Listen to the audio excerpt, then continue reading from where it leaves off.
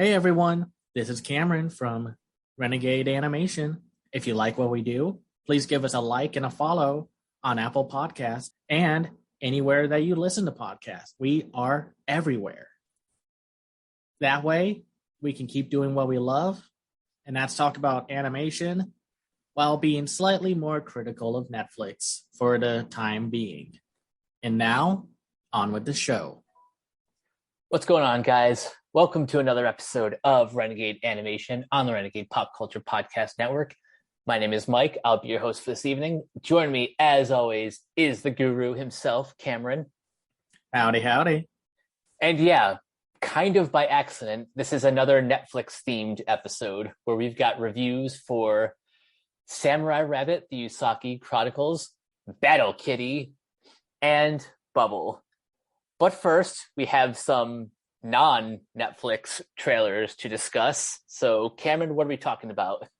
Well, we're going to talk about the official trailer for Chip and Dale, which will be released on May 20th to Disney Plus, where we get basically the whole rundown of what the plot's about and more footage of the faux 2D CGI animation and on display, and just more of the plot that a lot of people are saying, is this a stealth sequel to Who Framed Roger Rabbit? Definitely a mixed bag, because on one hand, this plot and premise is bursting with potential with meta commentary and humor, and the Lonely Island Boys are a part of it, so there's a lot to really look forward to. On the other hand, do you remember an actually good Disney Plus animated film, Mike? I never actually saw Phineas and Ferb movie, so I can't really answer that with too much authority, but I see your point. It's going to be walking in with very hesitant, like, excitement. And then there is that one scene in the trailer that shows a out of work / out of shape, uncute Peter Pan, which the official trailer subtitles has named Mean Dean. Well, if you know anything about the tragic history of the original Peter Pan actor from the Disney animated film, there's a lot of baggage attached to this that, I don't think the people making this film were doing this intentionally, but there's definitely some problems with that caricature of the Peter Pan character. If that is Peter Pan, the people who are making this film have yet to really respond to the observation. I will give them the benefit of the doubt only because, A, unless you're a diehard Disney fan, not everyone is aware of that unfortunate piece of trivia. And also, for the film in general, I have a lot of faith in the Lonely Island Boys because, at least when it comes to, comedy, this is like their bread and butter. And this is also the perfect opportunity to just recommend everyone watch Popstar Never Stop, Never Stopping. But yeah, that's very shark-infested waters they're treading in with their interpretation of Peter Pan. And just in general, because a lot of people were like, oh man, are they going to do Chip and Dale Rescue Rangers like they did with the DuckTales reboot and the hopefully still coming out Darkwing Duck reboot? And then this is the first thing they see. They hear live action elements from Disney, and you're already going to have a lot of people just ready to shred this film into pieces. But I have hopes. I'm still going in with mid-level expectations. Same. But still. There's one thing I want to talk about that not a lot of people have addressed yet, and that's J.K. Simmons' character. He plays Detective Putty, a claymation sort of kind of like Gumby-esque character. Just seeing J.K. Simmons in this cast gives me a lot of hope that, okay, this will be something worth it. I love the scene where he takes the fingerprint and literally scrapes it off his hand. Yeah, if this was an entirely different movie, that'd be some body horror. right there. But yeah, I'm curious about it. I'm hoping for the best, but we'll have to see. Second, we got another Lightyear trailer. This one with a lot more plot in it, which they essentially reveal the entire story of what happens in Lightyear. And I like seeing the additional characters. Some of the humor is very solid, but I do wish a lot of this was kept for when people go see the movie. I don't disagree. This is like the sort of general audience trailer for those who are not like us and don't follow all of this news. This would be like the trailer you put in front of a big blockbuster. And yeah, it looks like an animated blockbuster, which is a little bit annoying that this is the movie that's getting shown in theaters while everything from Soul to Turning Red was shoved onto Disney Plus. But on the other hand, I get it. It's Buzz Lightyear. Toy Story is Pixar's flagship franchise. Obviously, they want this in front of as many people as possible. Yeah, it just doesn't help that Disney pretty much panic reacted to Turning Red, even though it became and is now one of the biggest films of 2022 right now. So it's a bummer. They could technically put it out in theaters in May since there is literally nothing else. But I understand they don't want it to mess with Doctor Strange or the Bob's Burgers movie, even though those are entirely different audiences. But, still. Yeah. I only say that because there's just really nothing else. Unless you want to, stay home and watch Marmaduke. Ugh. Or, wait until Vampire in the Garden is coming out on Netflix, which, made by Wit Studios. I'm still looking forward to it. But essentially, May is a very dry month for animation and with very little to look forward to. That's at least good for us, because after this episode, we've got lots of anime to catch up on. So, right. No, we'll be taking the next 2 weeks to discuss it, to catch up on the anime. And then the second half of May, we'll be talking about the spring 2022 season. One thing that I think is really cool is the fact that this is the directorial debut for Angus MacLane, who's been with the company since at least A Bug's Life, working in animation, doing a little bit of co-directing on the side. To see a directorial debut look this cinematic is kind of amazing. It is very impressive on the visual end of things. And I do like the voice cast still. Chris Evans, Kiki Palmer, Peter Sohn, Taika Waititi. We finally get to see his character. Yep. In the second in its new trailer. And then Dale Souls is playing Darby. Airman Diaz is being played by Efren Ramirez. And Uzo Aduba is playing Alicia Hawthorne. And then we got Isaiah Whitlock Jr. as Commander Burnside. And the one that I'm the most excited about is James Brolin gets to voice Emperor Zurg. Yeah, that'll be interesting to see what kind of voice he brings. When I was watching the trailer, I was like, how much of a kick would I get if they brought back Wayne Knight from the Buzz Lightyear TV series as the voice of Zurg? That would have been fun, but I guess they wanted someone with a little more gravitas to play the villain. Oh, I know. It just, Zurg in the Lightyear TV series was such a petty villain that it just would have been so amusing in that regards to be like, oh my gosh, they made Wayne Knight threatening.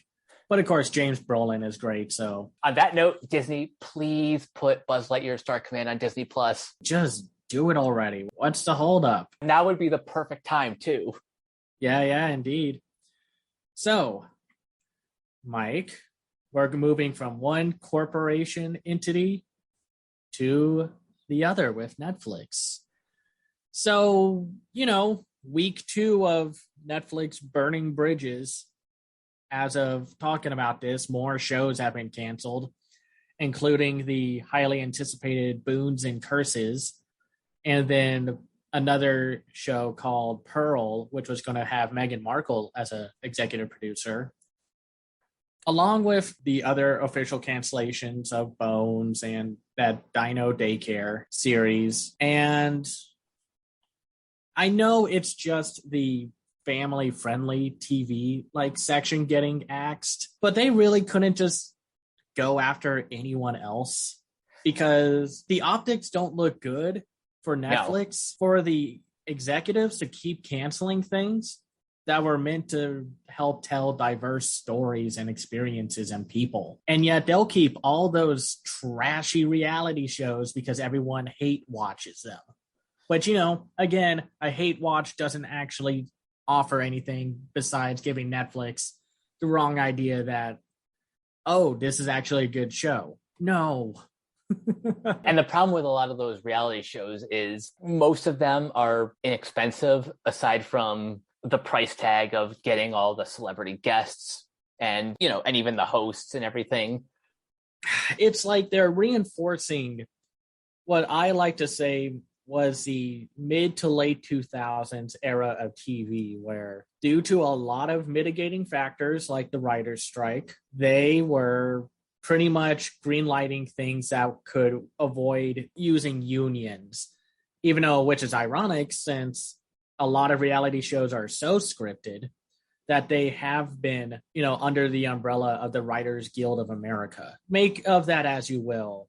But essentially, they were just pumping out a lot of things because they were cheap, inexpensive, and that is worrying due to how the stories have come out of the current higher-ups essentially spending money by lighting it on fire and not really having a solution to making back said money. They essentially overreacted to the fact that they lost subscribers and did not gain new ones. And now everyone who is working in the animation industry is suffering the consequences for it.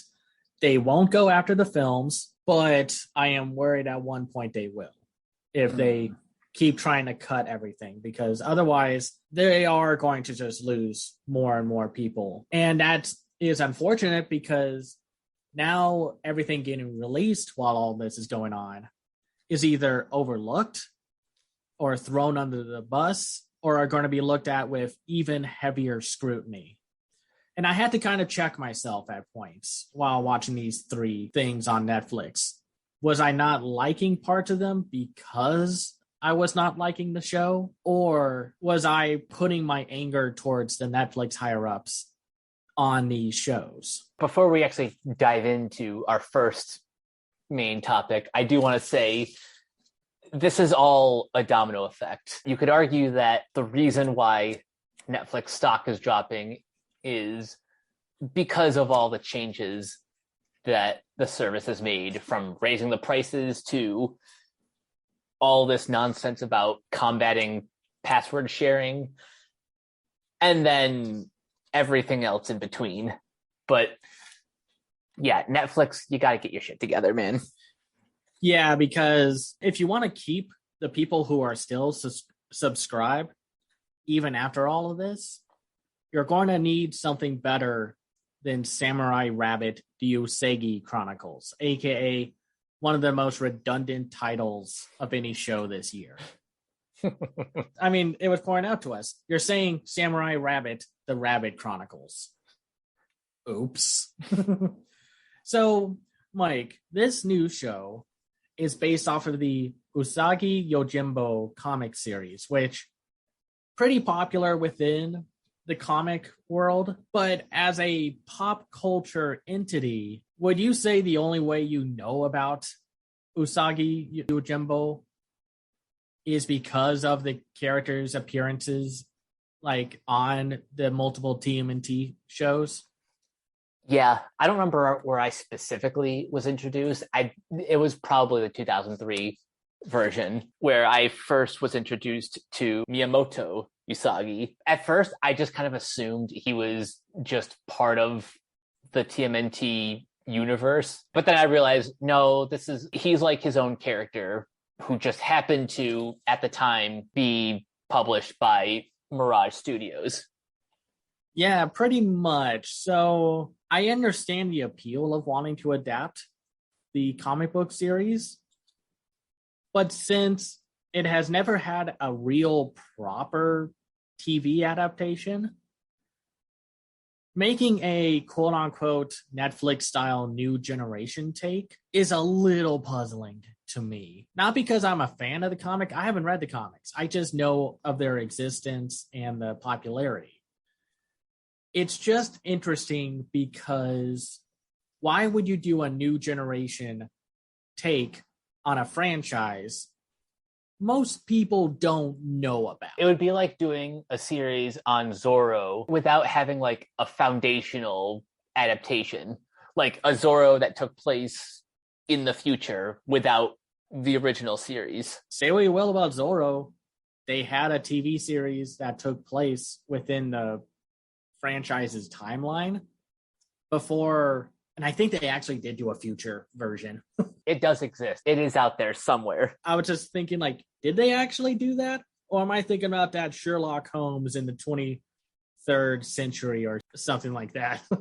Basically, if you're in the public domain, you've done either in space, in the future, or some other weird remix. Right. So essentially, the main plot of this show is that we follow the ancestor of the famed character of the original, Yoichi Usagi, and he wants to be a samurai, even though, and this is just me being pedantic, even though everything he does is essentially ninja related instead of Ronin or samurai related. I mean, nobody's really going to care, but it does come off like that's one of my problems with this show. It does come off, they're like, I want to be a samurai. Well, then stop dressing like a ninja. But the ninjas are the bad guys. Yeah, no, we'll get into that. And he goes to Neo Edo to pretty much become his ancestor while accidentally unleashing a bunch of yokai. Boy, I take a shot every time they say yokai in the first few episodes. And he teams up with a bunch of new people like Gin, Kitsune, and Chizu to seal back these demonic entities and save the day and find out exactly what happened with Miyamoto Usagi. So, overall thoughts, Mike? I think generally I enjoyed the series. I like the premise. I like most of the characters. And I did enjoy the sort of ridiculousness of the main plot. I just think it takes way too long to actually get there and for the story to focus in. Generally speaking, I think the show is solid. It's something I can like comfortably recommend if you're into the character or just want to see decent CGI action on a very TV budget. Yeah, let's get into one of the few criticisms that I have that are really just hampering this show down. The CGI in this show does not look great. And I can't tell if it's because of a production timeline that just did not let them do as much as they wanted to, or they were just given a pretty small budget to work with, because on one hand, you have a really good voice cast.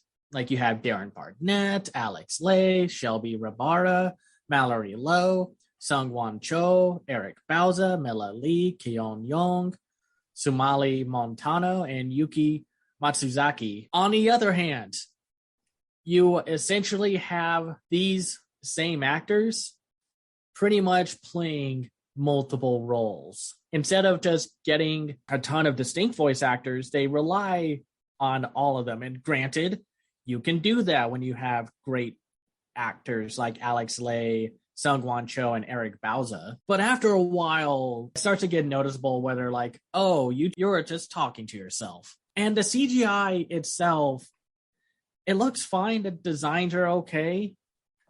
It's a very flat-looking world.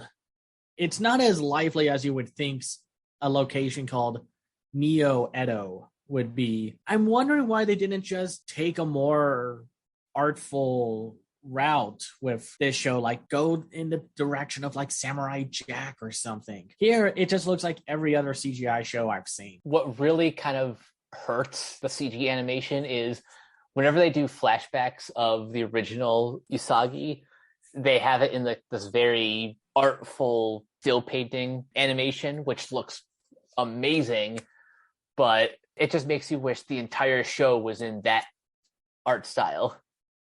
Yeah, they do these motion comic flashbacks, and that really doesn't help with the CGI. And sometimes when there are multiple characters running, animation is all about doing workarounds and shortcuts with whatever you can do. That's not the problem here. The problem is all the shortcuts are noticeable. Mm-hmm. Like there's that one sequence where all the ninja cats are running away. It looked very stilted and just clunky. And for a show that's all about like samurai, ninjas, fighting demons, the action's not great. I can't really think of one action scene that was actually pretty good outside of like fighting that one giant skeleton monster. But outside of that, it all falls very flat. And that doesn't help when on the same service, you can watch that He-Man CGI series and just be amazed of the action that they could pull off. I still need to finish the second season of that, but that is the kind of CGI that has style, it has energy. It doesn't waste any space, unlike this show, which, yeah, the negative space is very noticeable. And I don't mind seeing copy and pasted CGI models, but when they try to do a few gags, like one of the ones in the later half where like Usagi is met with this one dog guy. I don't know what he was. He's like, I trained in the art of using this giant sword. And it's just like, so who are you? Like, you don't leave a impact on me because you look like the 5 citizens that live in Neo Edo. And I'm being harsh here, but even with this show having the best animation and the best action around, could not save it from its slow, meandering, inconsistent plot. Let me ask you something. Sometimes we have this conversation where, a movie would be better as a limited series to give it more time to breathe. Do you think this would have been better as like a 90-minute movie? You mean like a pilot film? Kind of like what that My Little Pony film from last year was?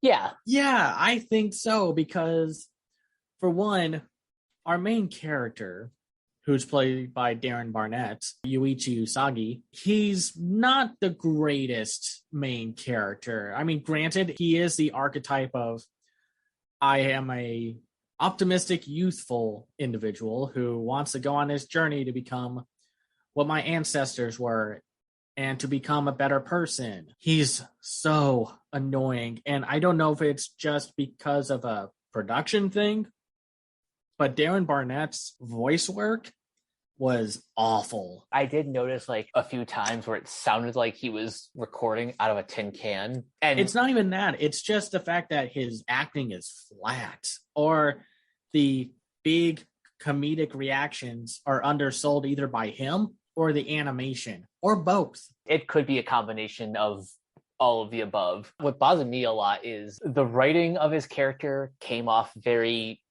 inconsistent. There would be some moments in like the early episodes where he actually does feel like the noble, heroic version of what I assume are the traits of his ancestor.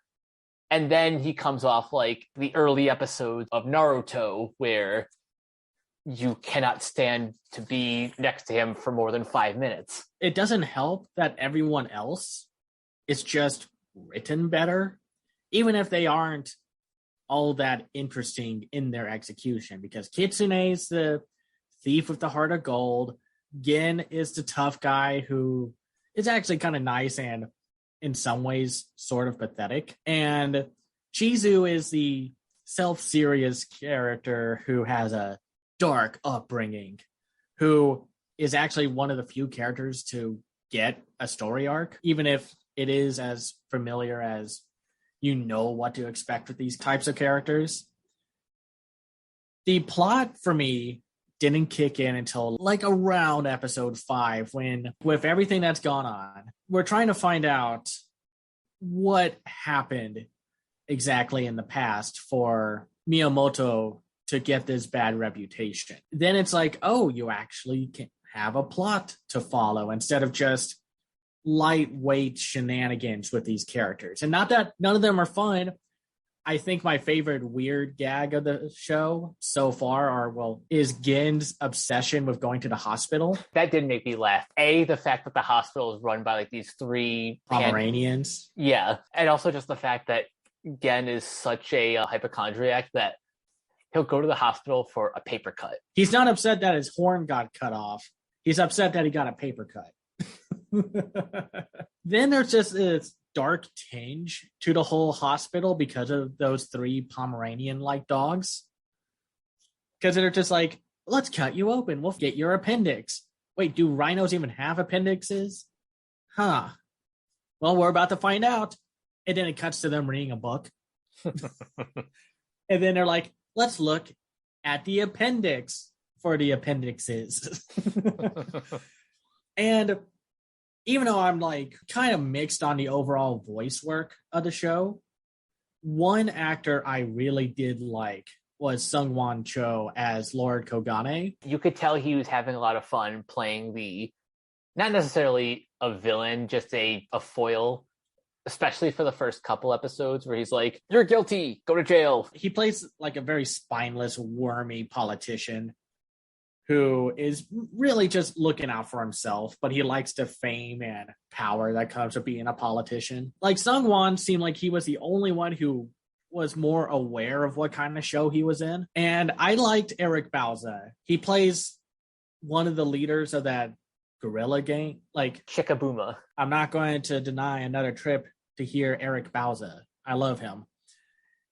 It's just, well, and right there, Chickabooma and his gang don't offer a whole lot outside of helping out the pseudo villain Kagehito. I don't know. It just seems like there was a lot of dead air in between writing the plot. Like, they were having trouble doing a new generation take on this franchise when they could have just adapted the comics. Yeah, I'm not sure what else they could have done to make this more satisfying. Even once we get to the last episode where they, shocker, open up a gate to the multiverse, because that word won't get tiring in the next 5 years. Despite 40 years of material on the page, this show feels surprisingly empty. Who knows? Maybe if I read the comics, I would get some of these references or takes on the characters and what have you. But I was honestly left fairly bored throughout the show. And I liked some of the story beats, like Yuichi finding out that not all yokai are bad, which, to be fair, that's in the history of yokai, that a lot of them could cause damage, but some of them were pretty harmless. They weren't all bad. But there wasn't enough of that throughout these 10 episodes. And then it just felt like at points they were just rushing to get to that plot point. When Yuichi learns the lesson of like not all yokai are bad, during that sequence or part of the story, he goes to his grandmother's place. And then he's only there for like 5 seconds at best before he learns the lesson and then goes and trains with the bird yokai. Then it takes up a good chunk of the episode to learn that, while his friends are going to his grandmother's place when he's not even there. Like, it felt very disorienting about like what they wanted to do with the story. I like the twist that Kagehito is not the big bad threat, despite having all the looks of a big bad guy and such. That was kind of clever on their part. The other twist, Chizu being part of the ninja clan or whatever, like, that seemed a bit predictable, just paying attention to her body language and everything. And then all of the other twists, like, oh, shocker, Miyamoto was a hero this whole time. Who could have guessed? I know I'm sounding like I'm coming down on this show hard, but I was just not impressed. And again, I'm not a fan of the comics just because I haven't read them. There's just a disconnect with this show to more casual audiences that while a lot of the times I just want to say, hey, you can go enjoy this whether you read the comics or the source material or not. But here it's like, I'd rather just go read the Usagi Yojimbo comics. That's kind of how I feel too. Like, I'm more agnostic to the Usagi Yojimbo franchise, but now that I've got a little bit of a taste of at least a version of the character in another media, I do want to go back to the original source material. This isn't like the worst show or anything of this year. I could still see myself wanting to check this show out if we do actually get a second half of what this was meant to be, because, you know, knowing what Netflix is doing right now and the way of like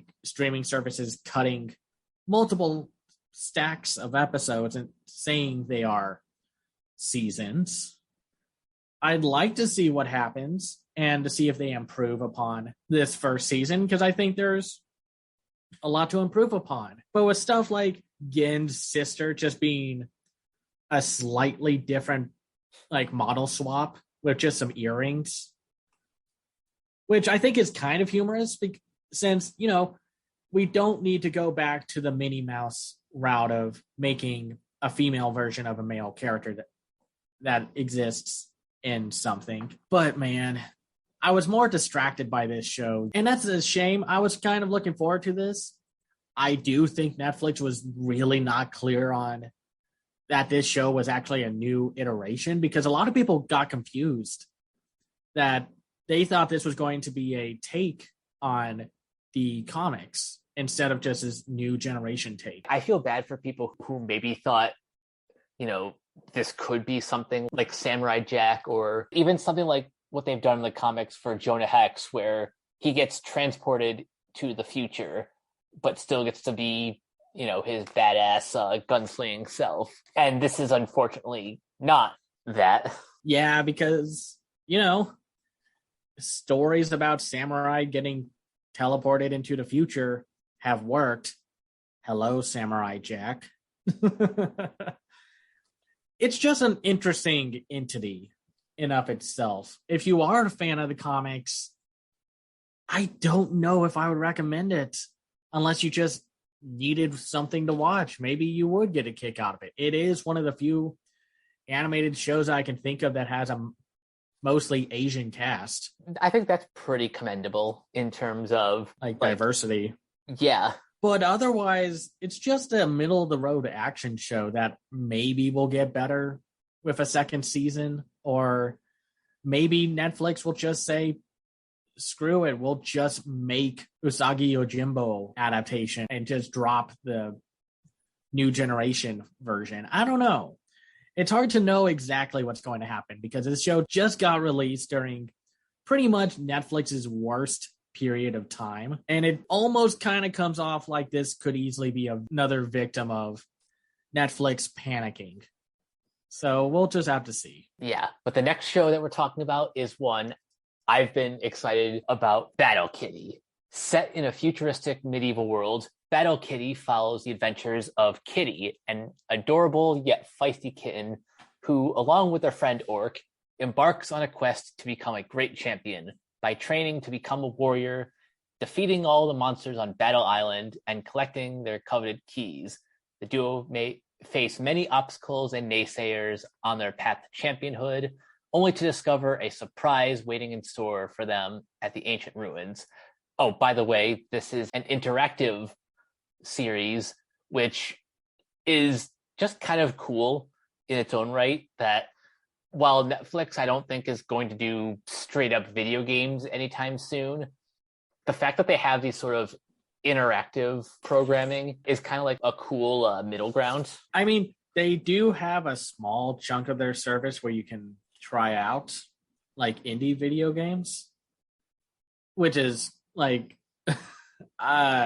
I don't think that's going to last long, no offense. But yeah, this new show by Matt Lazell and his brother Paul Lazell. I was curious about this one because, of course, the trailer came out a month before release.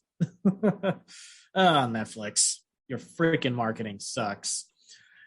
And I was a little hesitant to be hyped for it because it's an interactive series.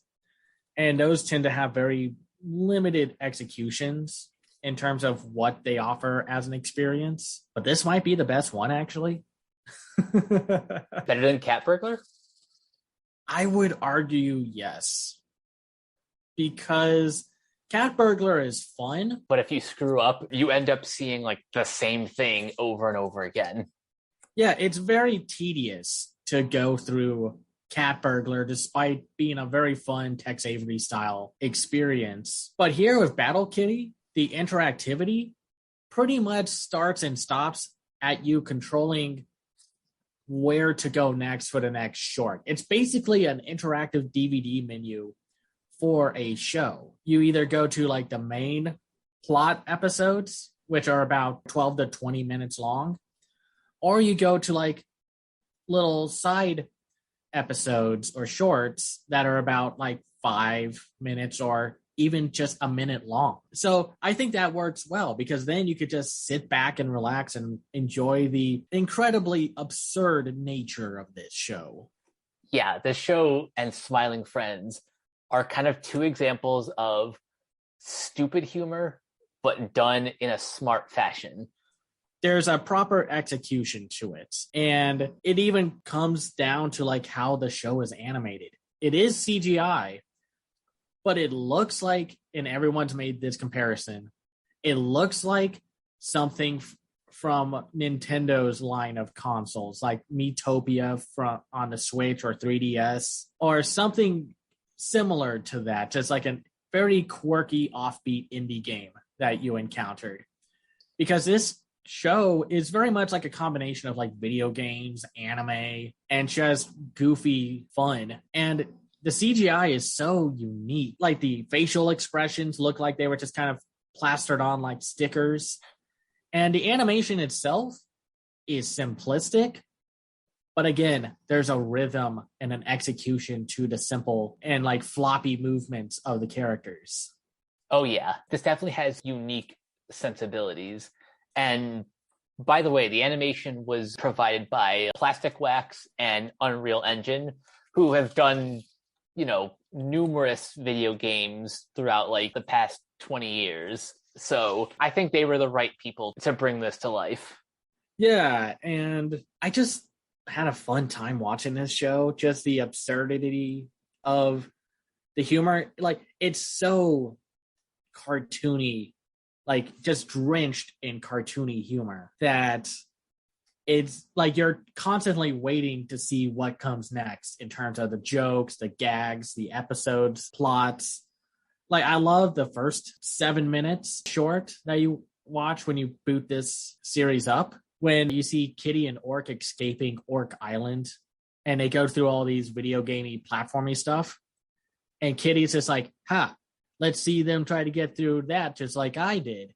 And then the camera just pans over to the side where this clean, straight path is there and all the orcs in a single file line like run across it. And Kitty's like, oh man, I keep forgetting that pathway is there. It's just how floppy and wiggly everything is. There's so much charm to how everything looks. I just can't get over how they came up with this visual look. I don't know how they did it or what the process was.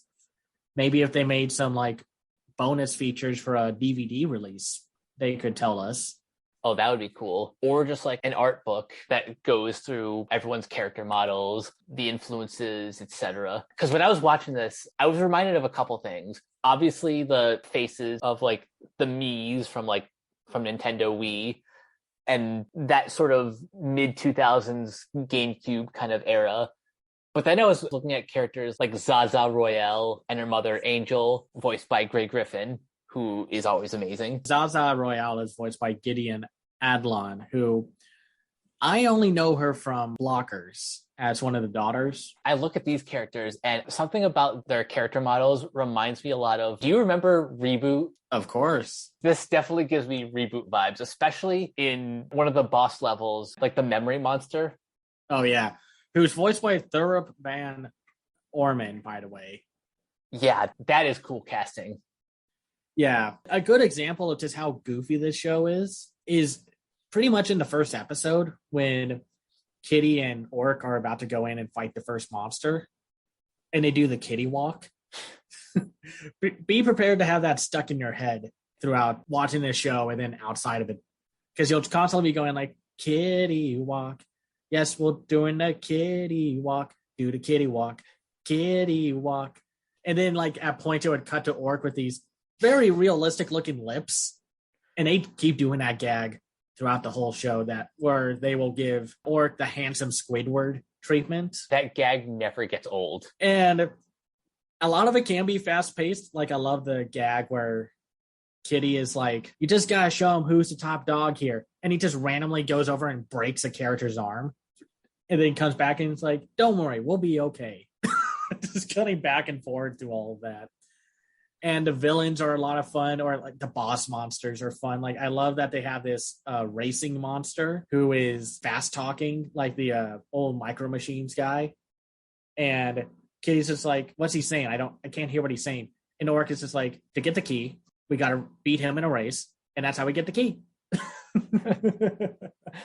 The Kitty and Orc's dynamics are just charming as all heck. And all the characters are all very charming and appealing in their own goofy, weird way. Something else we need to talk about. This probably has some of the best gay representation too, with one character in particular, Iago Feinhardt, voiced by Robbie Daymond. Yeah, Robbie Daymond. He's going to show up in Bubble also, by the way. This is a very progressive and very inclusive show. And then, of course, like a lot of good, goofy, weird shows like Centaur World that are on Netflix, there's a pretty solid story under all the silliness. With Kitty wanting to be the strongest one, or Orc's constant struggle with wanting to say his feelings to Iago Feinhardt, or to deal with his dad. His dad doesn't want him to be like this magical warrior and such. He wants him to be an orc like he is. And there's definitely some symbolism with the whole fact that orc has a tail, and you're usually gotten rid of when you become an older orc. And then there's the whole situation with Zaza Royale and just why she's being a bit of a punk throughout this entire first 9 episodes, and then just the stress and her real disconnect with her mother without really knowing her, and then being like, I gotta be like her because she's the best. And Kitty and her bonding, like those are definitely some of the best moments of the show, where they work together to help each other. It's a good story, and then a really good twist at the very end. Yeah, I think this might be one of the best twists. It's certainly one of the most surprising and yet also well executed surprise twist villains.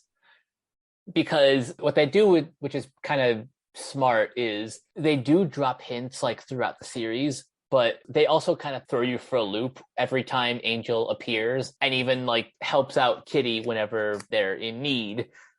Until we get to the final episode, it's like, oh yeah, by the way, I've been the villain this whole time. Yeah, and then Kitty and his memory loss of like, oh, I was the actual final boss of the ancient ruins until Angel Royale beat me, and then I got teleported to Orc Island. It was very creative of how they handled it, and you can definitely pick up on everything, even within like the first episode. While I was very critical about this aspect of Samurai Rabbit with the voice cast, since they have a very small voice cast, which includes Matt Lazell himself voicing both of the main characters. But we also got like Amanda McCann, Gideon Adlon, Robbie Daymond, Jaboki Young White, Danielle Gaither, Baker Terry, Grady Griffin, Nick Sumida, and Fred Tatasciore, Connor Warren Smith, and Bobby Moynihan, and Becky Robinson, and Phil Lamar shows up also. I couldn't tell you which characters they were, but I think he was the villain in the graveyard. Someone who's more familiar with his voice could probably tell the difference. But if that was him, then yeah, he did a really good job. I mean, they all do a good job. I was never super distracted by the fact that multiple actors voicing multiple characters, but it was interesting to see that they also had a very small cast. But, granted, when you have a cast that has Phil Lamar, Greg Griffin, and Fred Tagasciore, you're in good hands. And I like that Kitty and Orc, or just a lot of the voice work, it has a very scrappy energy to it. Like, this is the work of some indie game developer just kind of putting something together. Yeah, I think if you're looking for a game to relate this show's entire identity around, you should play a game that is on I think Steam and I think on most consoles. It's called Say No More. It has that same ha ha ha, I'm laughing at you now style of voice work. Watch a playthrough on a Playframe or something of Say No More. Well, first of all, it's a great game, but it's the only way to really connect Battle Kitty in that regards, that just in terms of what kind of vibe and experience you're getting. I can tell just based off image searches that yeah, this definitely has a similar energy, just even looking at stills. And the show was just both really good with its action and just really funny. I found myself finding the action is really well executed with how anime inspired it all is, with the interchangeable bows and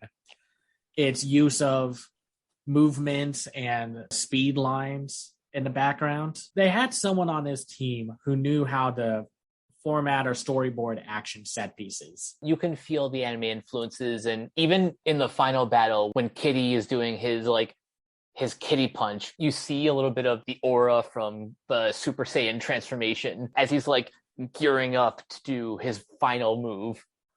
Right. It's a very thrilling show to watch.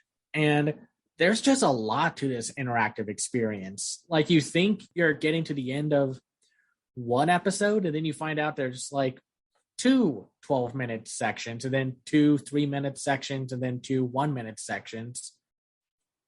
It's literally playing a video game, just finding all these extra levels and such that may not add too much substance to the overall journey, but it's still fun to have and what have you. It's not necessarily just about the destination. It is the journey. I think total each episode or level is somewhere between 25 to 50 minutes, bringing the whole experience to almost 6-7 hours, and it is honestly so worth it once you get to the end.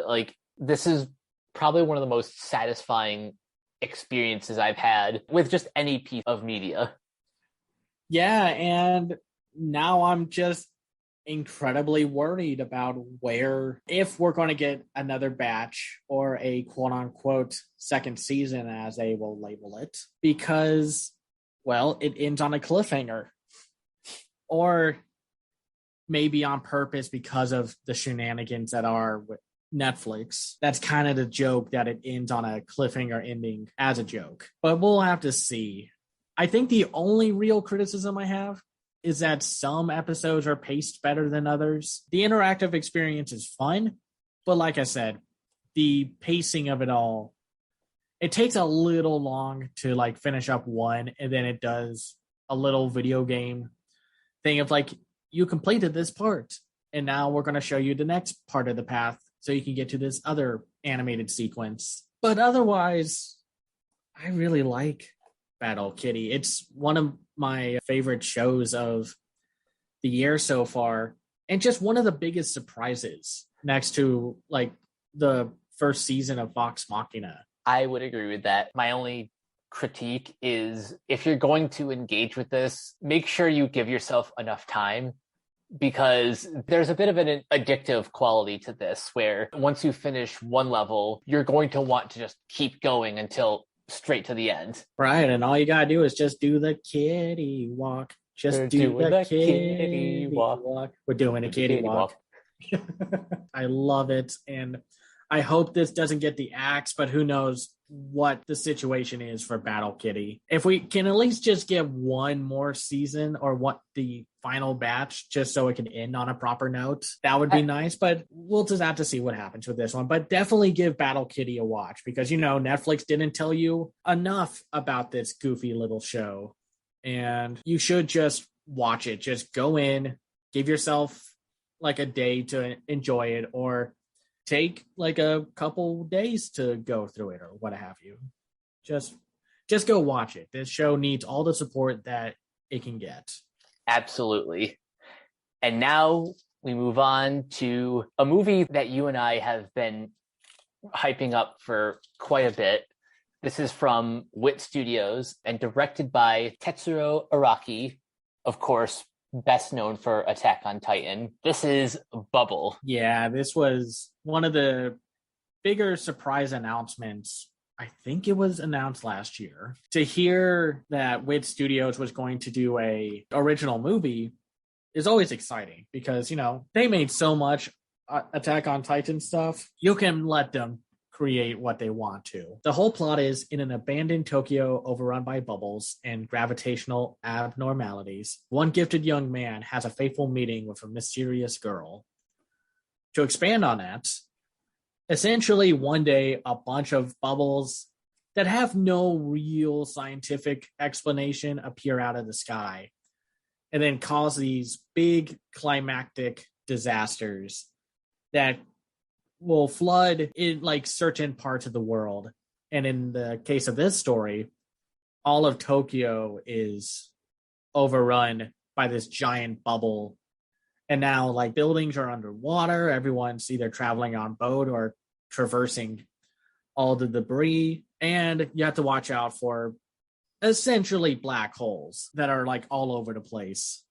And instead of just staying the heck out of there, young people are, well, for lack of a better word, gravitated towards the bubble and essentially live there and partake in very thrilling parkour-like experiences. And our main character is basically the ace athlete of it all. And his name is Hibiki, who's voiced in the English dub by Zach Aguilar, who you would also know as Tanjiro from Demon Slayer. Nice. And one day after traversing the Tokyo Tower and almost drowning and, getting hit by I forgot, was it a train or a bus underwater? I think it was just like a trolley. Yeah, he gets hit by a trolley underwater, which, ouch, that sucks. He is saved by a mysterious girl named Uta, who's voiced in the English dub by Emmy Lowe. It turns into a story that's pretty much a mixture of anime, The Little Mermaid, and parkour. Or as they call it, battlecore. Oh, that just reeks of 90s X game level shenanigans. It's very X Games.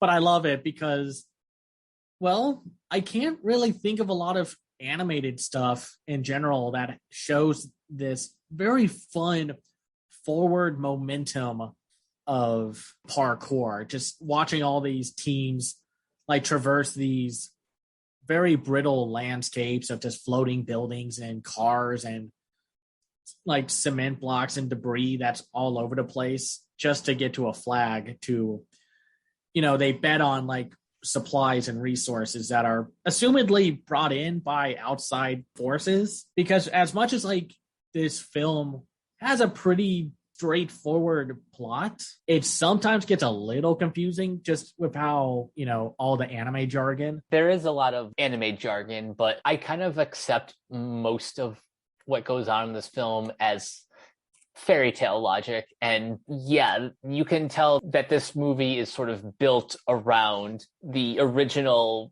fairy tale of The Little Mermaid. We've gotten a lot of those recently, just like in the past few years, including like Lua Over the Wall, Ponyo, and last year, Josie the Tiger and the Fish. Very amusing how The Little Mermaid has become the go-to plot inspiration right? for a lot of animated films. I'm not complaining. It's just one of those things where it's like, everyone really liked The Little Mermaid, apparently. That's what happens as soon as you enter the public domain. You become the iron ore of storytelling. I did like the world that they built up, because a lot of this film's like themes and just the journey of the characters does revolve around like connection and just finding yourself, because a lot of these people are separated from like their families or just everyone else due to this bubble incident, and then yet they are gravitated towards there just to find something, like to find that hole that is missing in their life. And I like that. It's a very cool creative story. And of course, I'm sure there's some environmental themes because of the whole bubble situation. Of course. But it does find a way to make the Little Mermaid story more interesting than it is, because like as much as people like to rag on the Disney version, reading the original is a lot more depressing. Yeah, and doesn't nearly end on the same sort of happily ever after ending. But I think this movie, as far as I know, this is like the only adaptation that I've seen at least that knows how to use the original ending in a way that doesn't come off nearly as depressing, because while we do lose Uta at the end, it's a happy moment because she obviously learns through her relationship with Hibiki how to be human and how to just connect with others. Right, and Uta, while maybe not the most complex character, she is given more of a personality than just I want to be with Hibiki. Like, she's very energetic, very feisty and such, and very tough. When she takes care of those two parkour members of that pseudo evil group, did she just kill two people? And of course they're fine, but it's just humorous to watch her take care of like the Undertaker members who have great designs. It's just very humorous to see her take care of them, and it's just like, I hope they're okay. Because what's interesting about this movie is that there's no real, I mean, there are stakes. Don't take this film as like, oh, there's nothing going on. But the Undertaker team is, while like they look like the villains, especially with the whole with the mask with the one eye, and then how they essentially just use their hands with a little microphone or like a speaker on them to speak to like other people. They're not really bad guys. They're at best foils who even in typical anime fashion end up assisting the heroes during the third act. Well, those water propulsion shoes are very cool. They do enough to make parkour look really thrilling. And since you have the limitless opportunity with animation, the parkour sequences are great. You can tell that this was made by the director of Attack on Titan just by the way that the camera moves and the characters are, you know, flying through all of these buildings and ruins. It is a feast for the eyes. Yeah, and the rules for the parkour stuff is kept fairly simple and easy to follow. It's just a more dangerous version of parkour, which, you know, parkour is already dangerous, so be careful, y'all. This is parkour turned to 111. Yeah. And while I don't think the film has the best cast of side characters, they're there more to help like expand on the world a little. I do like them. Hibiki and Uta are definitely the ones who get most of the development. Oh, absolutely. Yeah, where I think Makoto and Shin get like second tier, and then third is like Kai, and then the other ones are just kind of typical like shonen anime characters. Like you got Usagi, who's the fiery young one. You got Isozaki, who's the anime guy with glasses, so you know what to expect. Then we got Usawa, which is one of the few black characters of the film. He's just friendly and kind. He doesn't really do a whole lot within the film itself. And then you just learn about the Denki Ninja members who are just like a secondary. They're there to make the main character's team look good. Yeah. And then just the Mad Lobster team is there just for another bit of world building and exposition dumping. Because the leader, who's voiced by Chris Jai Alex, essentially like explains a lot of the stuff within the first 5 minutes when they're all like, I will say that like the first 5 minutes of the film aren't the best because they are just filling out exposition and just world building. It's not the most natural way to do it, but then like after that, the rest of the story is great. You'll have fun with watching it. This film is also just a huge mood piece with the music, because of course if you're going to do an Attack on Titan studio led production, you're going to get Hiroyuki Sawano to compose your music, and there are plenty of Sawano drops throughout this. Yeah, and one of the funny things that Makoto Shinkai's Your Name like unleashed into the world with the success of Your Name, this is another one of those anime films that starts with an anime opening. Yeah, I realized that as I was watching it. I was like, this actually isn't that common for an anime film. Usually with movies, we just kind of get right into it. Right, or have a small opening montage. Not like in an anime opening kind of way, but just to open up the story and such. And the opening song is Bubble featuring Uta, which is performed by Eve, who is just everywhere right now. There's that Netflix experience film that's all about music from this group. And they also did the music for Josie the Tiger and the Fish and did first opening for Jujutsu Kaisen. It's just interesting to see that like they are just hot right now. Yep. And when that song plays in the opening, it's great. But I think my favorite one is during the big, like, we gotta rescue Makoto sequence, where Sawano's music and Eve's like vibe just mix. Oh, it's so fun. And you think a film that uses a lot of running and jumping to have its limits of how thrilling it all looks, but it's so exciting to watch, especially that sequence where they're saving Makoto. At no point did any of the parkour sequences come off repetitive. They found new ways to mix things up, starting really in the first act where we are properly introduced to Hibiki as he rescues Usagi from an ant lion pit. Yeah, from there, it only gets crazier. The English voice cast is pretty good.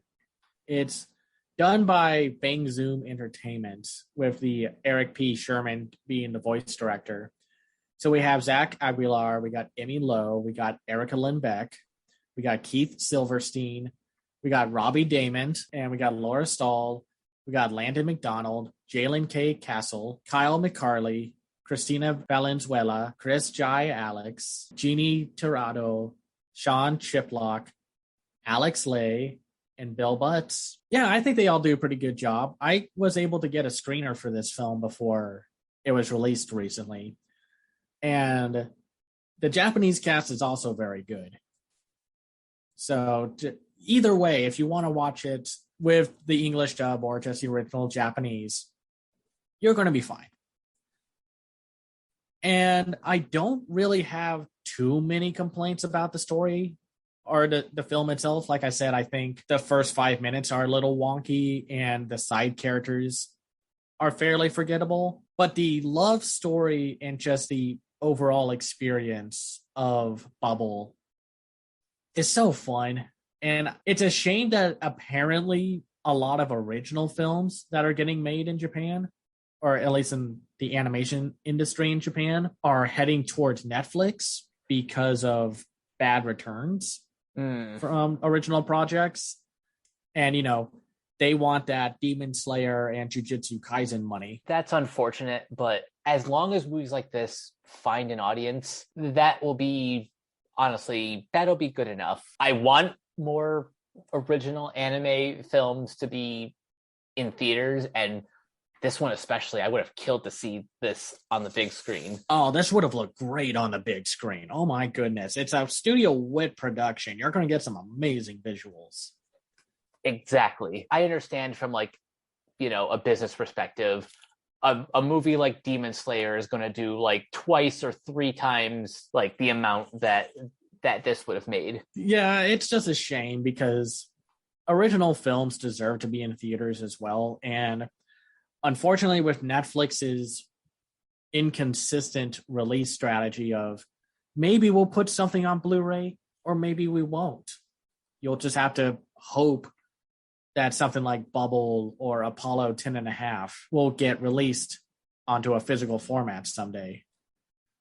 Because, if they could do that, that would be pretty swell. I'm just saying, you put that 2017 film Blame on Blu-ray, which nobody really cares about Blame unless you know about the manga. Bubble is a very exciting time, and I highly recommend it. I think this might actually be one of my favorite movies of the year so far, just because I had completely wrapped into the story, the romance, the post-apocalyptic high stakes of it all, or more towards the end. But still, this is a great time. You should definitely seek it out if you can. And as for recommendations, I've got two. On the sillier side of things, I don't know when we'll ever really get a chance to talk about this in full, but you guys got to watch Smiling Friends. It's on HBO Max. It's 8 episodes. Each one is only about like 11 minutes.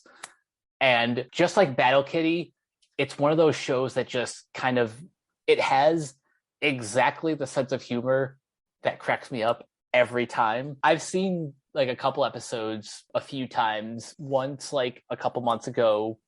And then I showed my brothers part of the series. They got a kick out of it. I know we're getting a second season at some point, either end of this year or next year.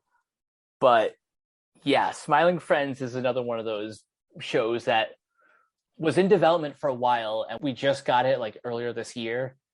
And it's just one of like the biggest surprises of the year so far. I'm very happy with how that turned out. And my other recommendation is the Eric Goldberg episode of Disney Plus's Sketchbook docuseries, where he's just showing the audience how to draw Genie, but also talking about his career at Disney and how he's really pushing 2D animation forward for the company, which is something I'm looking forward to. Didn't he say that Disney is going to be like, first of all, they opened up their 2D animation classes again, so animators can learn to animate in 2D, which they kept that thing closed for like a decade. So, oh yeah, Goldberg is like really the spearhead of initiative. And they're also going to be doing like more 2D animated TV shows, like multi mixes of CGI and 2D animation, like for shows and films, and to even try to bring back 2D animated features, which, I'm really excited about that and I'm happy for it. I want Disney's higher ups to stick to that commitment. Yes, please. Even if it's just an animated film every few years, that's fine. You don't need to do an animated film every year for 2D unless you want to, but there are a lot of circumstances about how that worked. So, but that sounds good. I need to watch both of those. I definitely need to watch Smiling Friends since the late passing of Gilbert Gottfried. He's in one of the episodes where he plays God. So he's so good in, like, his role isn't that big. He just kind of comes in at the last minute, but yeah, still, anytime you get to hear Gilbert Gottfried, it's a delight. Right. And for my recommendation, I'm just going to keep it to one. I'm going to recommend Liz and the Bluebird. Since we're going to be heading into like anime soon, I thought I'd bring up this very charming and very just good animated film from KyoAni, the animation studio, and director Naoko Yamada, with a screenplay by Reiko Yoshida, which is about the relationship and dynamic between two high school girls. And of course, they both play in the same music class. And are part of the same band. It's a romance. It's a very low-key romance story. And they also find a way to intertwine the original Bluebird fairy tale into the story. And it's just a sweet movie. I loved it. It got overshadowed a little in 2018 by Maquia When the Promised Flowers Bloom by PA Works. Go watch this movie. I think it's available on like Tubi TV, and it's on like I think a streaming service that distributes Shout Factory releases. It's free on Amazon and it's on Pluto, and you can rent it on all the places. I would just buy it. I just might. Sounds like something that if it came out this year and we were reviewing it, I would easily give it a 5 out of 5 just based on the premise.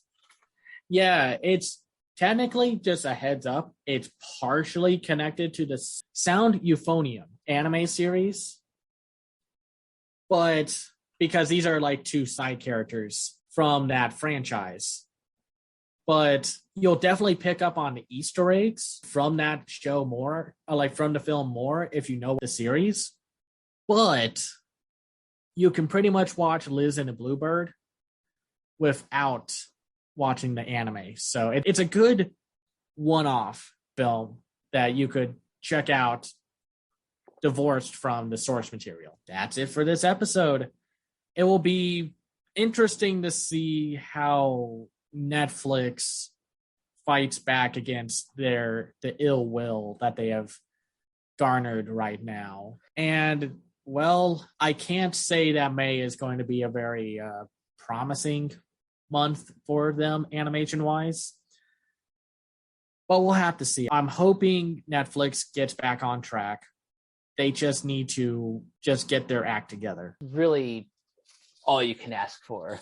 I would also say that if you're someone who's like, you know, just kind of observing all of this drama with the service, I would recommend, instead of canceling your subscription, unless you have to for financial reasons, please give the shows that are like on the fence, give them all the support that they need, because this will embolden the studio to continue making more fresh, original programming, because we all need to support the people making the stuff that we love. Hashtag New Deal for Animation. We will be back in a few weeks with our seasonal anime recap, but until then, Cameron, where can everyone find you online? You can find me on Twitter at CamsEyeView. I run my own website called camseyeview.biz, where I review animated films and shows from around the world called The Other Side of Animation. I also have a Patreon at patreon.com/camseyeview. If you like my work and want to support me in some way, you can go there. And you guys can find me on Twitter at CaptainK42. You can check out my quick thoughts on letterboxd.com/CoachK42. And you can find me in all the various Facebook groups just at my name. You can check out Renegade Pop Culture on Facebook and Twitter at Ren Pop Culture. You can also find us on Podchaser and the Banana Meter. Listen to all of our podcasts on Anchor, Spotify, Apple Podcasts, wherever you listen. And last but not least, everything can be found at renegadepopculture.com. Need an escape? So do we. That'll do it for this episode of Renegade Animation. We will catch you guys later. Peace out.